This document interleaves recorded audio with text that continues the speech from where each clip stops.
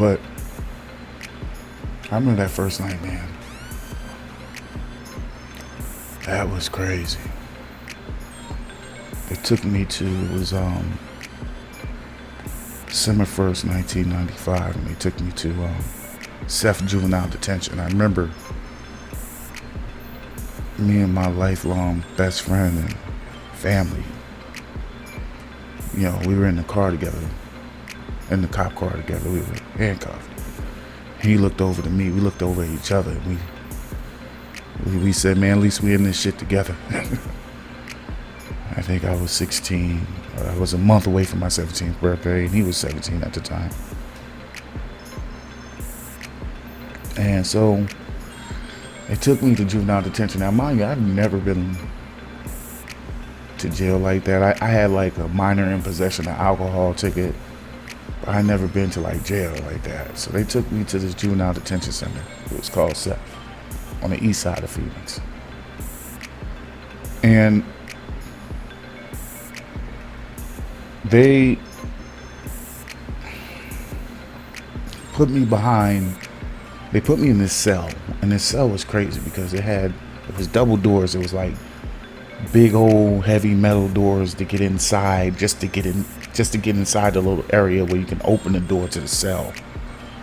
And they put me in that thing, and I just was like, whoa, like, is it that bad?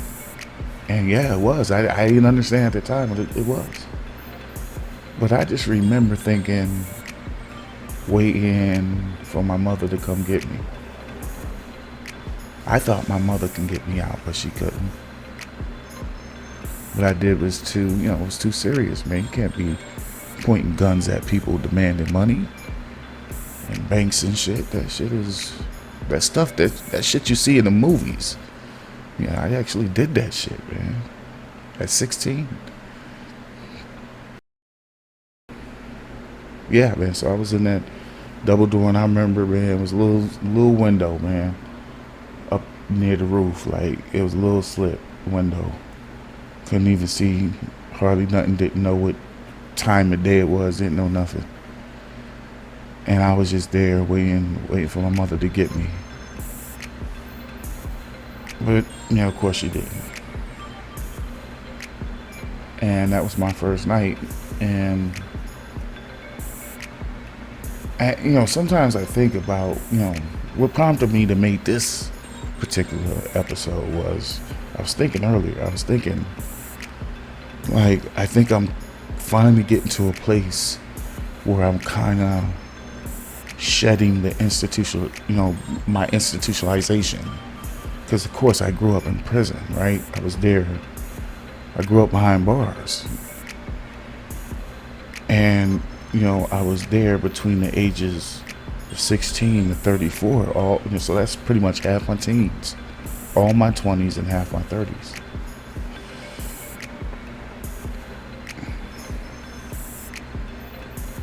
And so, that shit, I think about, I was thinking about earlier today, 8 years later after release, and, being a professional in my field, and, having my own stuff, and kind of being an adult at age 43, like, learning how to be an adult. Well, 42 really,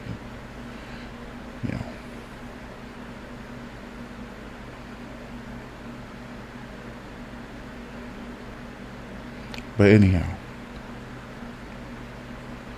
so I look back, to that time, that first night, and I think about like where I'm at now, and I think 8 years later, how I've adjusted to life out here, because I was institutionalized.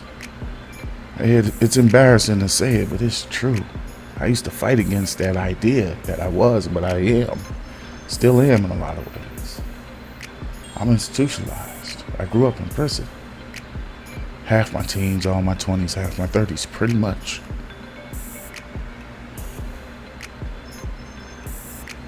And so,